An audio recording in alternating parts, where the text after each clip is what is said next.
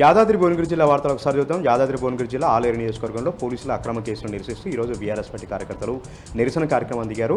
Congress party కబంధ హస్తాల్లో ఉంటూ Congress party నేతలు చెప్పినట్టుగా పోలీసులు చట్టబద్ధంగా వ్యవహరించకుండా బీఆర్ఎస్ పార్టీ కార్యకర్తలపైన నాయకులపైన అక్రమంగా కేసులు పెడుతూ వేధిస్తున్నారంటూ కూడా వాళ్ళ సందర్భంగా ఆరోపణ చేయడం జరిగింది. పోలీసులు వేధింపులు మానుకోవాలని ఈరోజు నిరసన కార్యక్రమాన్ని కూడా దిగారు.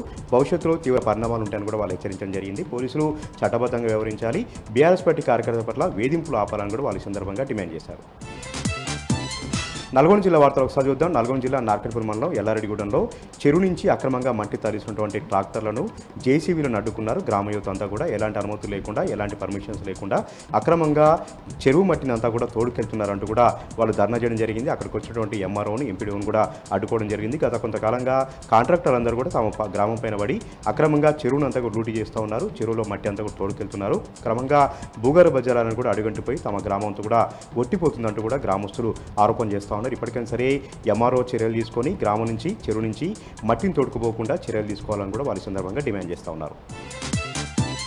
సూర్యాపేట జిల్లా వార్త ఒకసారి చూద్దాం. సూర్యాపేట జిల్లాలో హైదరాబాద్ విజయవాడ జాతీయ రహదారిపై ఉన్నటువంటి హైటెక్ బస్టాండ్లో, అదేవిధంగా ఆర్టీసీ బస్టాండ్లో కూడా ఆకస్మికంగా తనిఖీలు చేశారు పోలీసులు. నేరుగా ఎస్పీనే రంగంలో దిగి తనిఖీలు చేపట్టారు. ప్రజలతో మాట్లాడడం జరిగింది.